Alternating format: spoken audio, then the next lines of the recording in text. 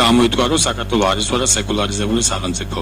სამწუხაროდ არის და ეს სეკულარიზაციის პროცესი ძალიან ღრმად არის წასული და ეს დაწყებული არის ძალიან დიდი ხნით ადრე, ვიდრე საბჭოთა პერიოდის დადგომამდე, დიდი ხნით ადრე. ქართველების გაუცხოება ქრისტიანობისაგან, ქრისტიანობის მსოფლმხედველობისგან დაცლა დაიწყო ბევრად უფრო ადრე, შეიძლება რუსეთთან შეერთების დასაწყისიდანვე. ეს პროცესი არ არის შეჩერებული დღესაც. მამა გიორგი ფლოროვსკის ტერმინს დავესესხები, დღეს მოხდა ქართველი ერის, ასე ვთქვათ, მართლმადიდებლების ფსევდომორფოზა და არა მეტამორფოზა, არა შინაგანი გაქრისტიანება, შინაგანი დაბრუნება ქრისტესთან, არამედ გარეგნული რიტუალურ დონეზე დაბრუნება და სამწუხაროდ ამ თვალსაზრისით რატის სულისკვეთებას აბსოლუტურად ვიზიარებ საქართველოში სამწუხაროდ მე ამას მართლმადიდებელი ვაღიარებ რომ ხშირად ძალიან ხშირად არის ქრისტიანობა ქრისტეს გარეშე ანუ ქრისტიანობა არის ამიტომ იქ სადაც არ არის ქრისტიანული ფასეულობების ცხოვრება იქ შეუძლებელია დესეკულარიზაციის პროცესის დაწყება რაც შეეხება ინსტიტუტს და ამ ყველაზე მნიშვნელოვანი რაც არის აქ ეს არის მსოფლმხედველობრივი სეკულარიზაცია და მსოფლმხედველობრივი დესეკულარიზაცია. სეკულარიზაცია ან დესეკულარიზაცია იწყება მსოფლმხედველობაში, ცნობიერებაში და თუ არ დაიწყო ქრისტიანული ფასეულობების ცხოვრება, შეუძლებელი იქნება დესეკულარიზაციის პროცესის საუბარი. სამწუხაროდ საქართველოში ეგ პროცესი სამწუხაროდ ვიმეორებისე არ ჩანს. რაც შეეხება ინსტიტუციურ სეკულარიზაციას, ეს არის ის სეკულარიზაცია, რომელიც ჩემთვის მართლმადიდებლობისას აბსოლუტურად მისაღებია, აქ არ არის აბსოლუტური პირიქით, როგორც მართლმადიდებლობისას აბსოლუტურად მიუღებელია სახელმწიფო სტრუქტურებში აღრევა და ამიტომ არის მიუღებელი პროტესტანტული მოდელები, იგივე დანიაში, შვედეთში, ინგლისში და ეს არის არა დესეკულარიზაციის გამოხატულება, არამედ პირიქით სეკულარიზაციის გაქფეხნიურობა, ეკლესიის გაქფეხნიურობის პროცესის გამოვლენა, რაც ჩემთვის როგორც მართლმადიდებლობის აბსოლუტურად მიუღებელია. განსაკუთრებული ეკლესიის განსაკუთრებული სტატუსი, ეს არის ძალიან ასე ვთქვათ ხელსამოსაგრავი თემა, მაგრამ შემიძლია ვთქვა, რომ ეს არ არის ხელსამოსაგრავი თემა, ეს არის ძალიან აპრობირებული ევროპის დემოკრატიულ ქვეყნებში კონკორდატების სისტემა არსებობს იტალიაში, ესპანეთში, კათოლიკურ სამეფოში განსაკუთრებული სტატუსები აქვს დღეახ იქ კათოლიკურ ეკლესიას და ეს არის მათი ისტორიის ბუნებრივი განვითარების შედეგი. ასევე ბუნებრივი განვითარების შედეგი, მაგრამ ეს არ ნიშნავს რომ მე რელიგიური აღსარებების დისკრიმინაციას. ევროსამართლოს გადაწყვეტილება შემიძლია მოვიტანოს, სადაც კაფე წერია, რომ განსხვავებული ბუნებრივად განსხვავებულ მდგომარეობაში არსებული თქვათ ინსტიტუციის სადმე ერთგვაროვანი დამოკიდებულება არის სწორედ დისკრიმინაციული ამ სუბიექტის მიმართ და განსხვავებული ურთიერთობები საჭიროებს განსხვავებულ დამოკიდებულებას. კიდევ არის ძალიან ბევრი საკამათო თემა, განსაკუთრებით გიორგის თეზისებთან დაკავშირებით, მაგრამ სამწუხაროდ როგორც ხედავთ, დრო არ არის. მადლობა. ჩემი თხოვნა არის, კითხვები დავსვათ რა. თორე ეგრე ვერასოდეს ვერ დავამთავრებთ. მოუხსენებლებთან თუ გაქვთ კითხვები. შეიძლება კითხვა ისე დასვას ადამიანმა, რომ თავისი აზრით თქვას. კი ბატონო, თქვენ ბრძანეთ.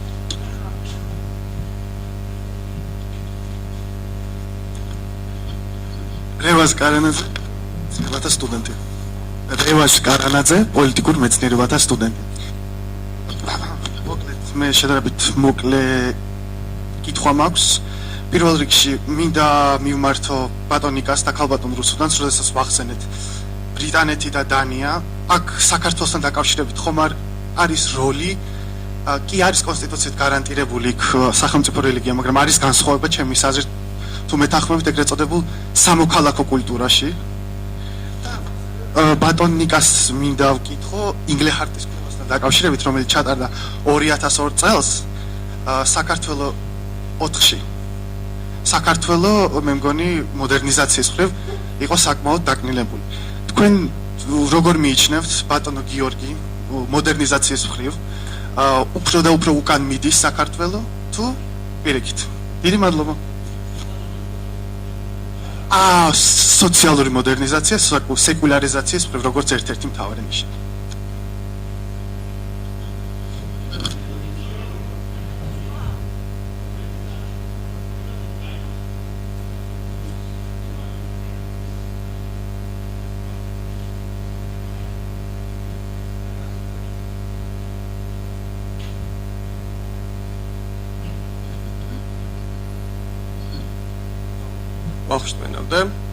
ახალგაზრდების ასოციაციის თანამშრომელი. მე მექნება ბატონ ნიკასთან შეკითხვა და შემდეგ პატარა გამოხმაურებას გავაკეთებ დისკრიმინაციის ამბავს და ევროსასამართლოს ინტერპრეტაციას. თქვენს პროექტში და თქვენს ახლა თქვით წერია კიდევაც, რომ პრეამბულაში უნდა ჩაიწეროს რომ ეხმობა არა მარტო ღვთისა, სხვათა შორის ღვთისა გაჩნდა არა 95 წელს საკონსტიტუცია მიიღეს, არამედ ეხლა ცვლილებებში ჩაიწერა, უახლოეს ცვლილებებში ჩაიწერა ღვთისა.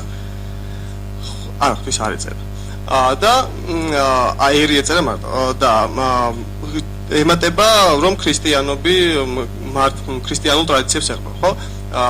პრეამბულაში კონსტიტუციური თვალსაზრისით ძალიან დიდი მნიშვნელობა აქვს თითოეულ სიტყვას და რაღაცა მე დღეს ახლა რომ მითხრა თითო სიტყვა რას ნიშნავს და რას შედეგებს მოიტანს ჩანაწერი იქ რაღაც სოციალური სახელმწიფო იქ დემოკრატიული სახელმწიფო იქ სამართლების სახელმწიფო ყველა ძალიან თითო სიტყვა მაგრამ ძალიან დიდი მნიშვნელობა აქვს და ეს ყველამ ძალიან კარგად ვიცით უბრალოდ მე დღეს არ მესმის თქვათ როდესაც წერია სიტყვა ღვთის წინაშე ვფიცავთ რას გვაძლევს ჩვენს სახელმწიფოებრივი ან კონსტიტუციონალისტური თვალსაზრისით, ანუ რა მატერიალურ გამოხატულებას ხპოვებს ეს თითოეულ ჩვენგანის ცხოვრებაზე და თქვენი ჩანაწერი, თქვენი ინიციატივის შემთხვევაში, დამტკიცების შემთხვევაში, რას მოგცემთ თქვა სიტყვა ქრისტიანულ ტრადიციებს დაყრდნობით, ესეთი ჩანაწერი, რა როგორ გამოხატულებას იპოვეთ და რა შემოიტანს თქვა ჩვენ სამართლებრივ ან სოციალურ ცხოვრებაში.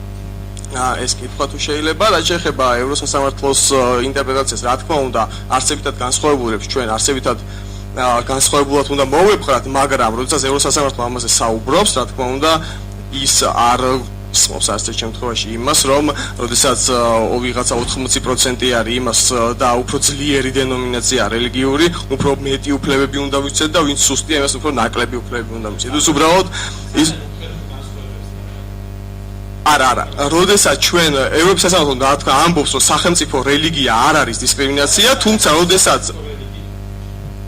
არა, მოკაცრავად, სახელმწიფო რელიგია არა არის სახელმწიფო რელიგია. სასამართლო იმას არ ამბობს, რომ არსებითად განსხვავებული მოპყრობა ნიშნავს იმას, რომ ვინც ძლიერია, იმას მეტი უფლება უნდა მივცეთ და ვინც სუსტია, იმას ნაკლები უფლება უნდა მივცეთ და ყოველ შემთხვევაში მე ესეთი ინტერპრეტაცია გამოვიტანეთ თქვენის მიერ სასამართლოს. არა, შეიძლება ბოდიში თუ არავისტორად გავიგე, მაგრამ ბევრმა ესე გაიგო მე მგონი ამ დარბაზში. კაი, აი ამის თქმა მინდოდა და მაგრამ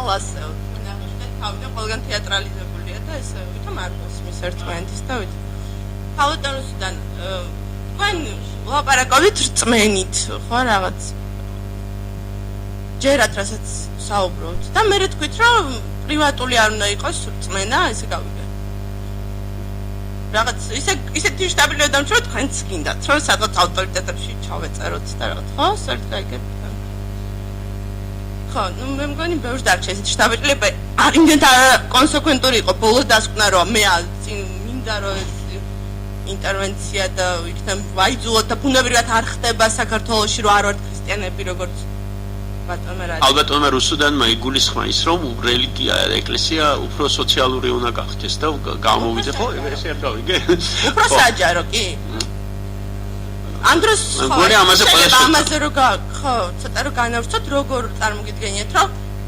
საჯარო გახდეს ესეთი პრივატული ნაკლების არაბიძე დავითი განათლების ეროვნული კავშირის მდივანი ჩემი შეკითხვა ასეთია მაგრამ მანამდე მინდა დავაზუსტო რომ ბატონმა პოეტმა აღნიშნა რომ თითქოს და 37 წელს მოსახლეობა კონფორმისტული იყო მე მინდა ერთი კონკრეტული მაგალითი მოვიყვანო იმ წელს ჩატარდა საბჭოთა კავშირში აღრიცხვა აღწერა მოსახლეობის აბსოლუტურმა უმრავლესობამ გრაფაში ხართ თუ არა თქვენ მოწმუნე მიუთითა ვარ მორწმუნე ეს ძალიან მნიშვნელოვანია შეკითხვა ასეთია ციტატიდან ვინ რა გამოკვლევა არის რა გამოკითხვა იყო ეს საბჭოთა კავშირში 17 წელს დაწერის მორწმუნე ვარ უმრავლესობა მეცაც გეტყვი 623,000 ადამიანმა კომუნისტებისა და პარტიების ბლოკის წინააღმდეგ მისახმა, ასე რომ მოვიტყვით რომ 37-ში ხალხი კონფორმისტი იყო, მებრძოლი ადამიანები მაშინ ძალიან ბევრი იყო. ვინ ახლა შეკითხვა ასეთია. აი პატარა ციტატა. ვინ არის ის თუ როგორ იყენებენ რელიგიურ მოწმენეობას ხალხის მოსისხლე მტრები? ჩვენმა საბჭოთა დაზვერვამ არაერთი და ორ სასულიერო დღეს ჩამოხადა ნიღაბი, ნათელყო მათი დივერსიულ ჯაშუშურ კონტრრევოლუციური მოქმედება.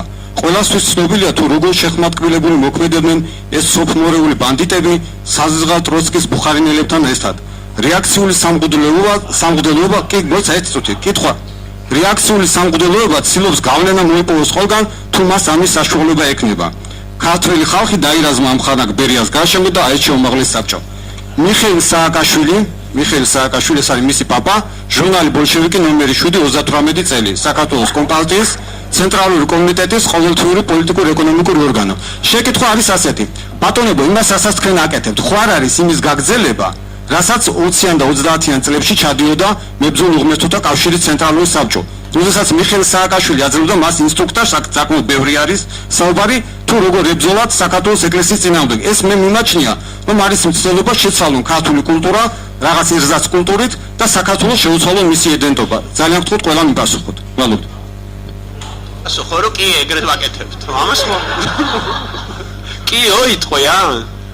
არა გიპასუხონ მაინც.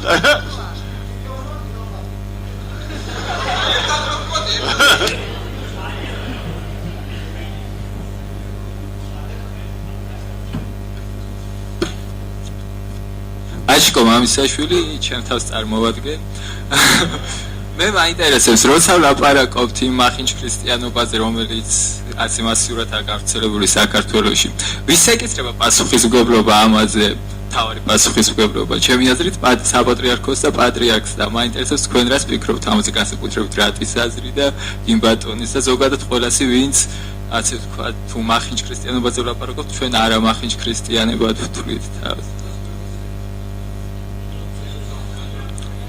მაგრამ მაინტერესებს ფიქრობთ თუ არა რომ თავარი პასუხისმგებელი მაინც საპატრიარქო და პატრიარქია. პირველ ყოვლისა მაგრამ უნებრივია ინსტიტუციას. პირველ ყოვლისა. ეხლა გამოდის რომ ჩვენი პრობლემა ის არის რომ კარგი ქრისტიანობა არა გვაქვს.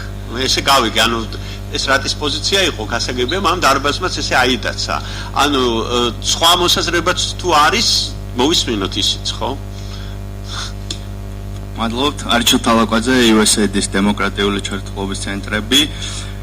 მე დაუსვამდი შეკითხვას ბატონებს გიორგის და რატის. ბატონმა რატიმ ძალიან საინტერესო მომენტი წარმოაჩინა, როდესაც მის სიტყვებით ეკლესიამ მოახდინა ილია ჭავჭავაძის, ასე თქვათ, მიტაცება, მგონი თქვენ თქვით პრივატიზება, ხო? რაც მე მაფიქრებს, რომ ეკლესიის როგორც ინსტიტუტის მობილობა მაღალი პირველმა გამოიყენა შანსი. აი თქვა საინტერესო იქნება თქვენი ორივეს მოსაზრება, რომ გითხრათ დღეს სპექტრში ჩავალაგოთ ინსტიტუტები, რომლებიც თამაშობენ და აი როგორია მათი მობილობა ამ კონკურენციაში, რაც არსებობს. დღევანდელ დღეს არსებული ინსტიტუტები, რაც ეკლესია, პოლიტიკური პარტიების სისტემა და სხვა და აი მათი მობილობა თქვენ თვალთახედვით თქვენ შეფასებით როგორია, რამდენად ვის მობილობა მაღალი მობილობას გულისხმობთ თქვა ამ შემთხვევაში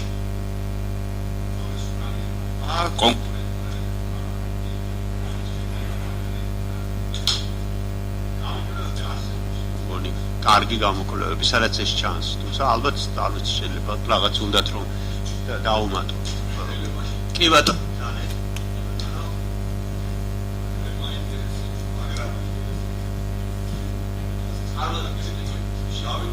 Yeah.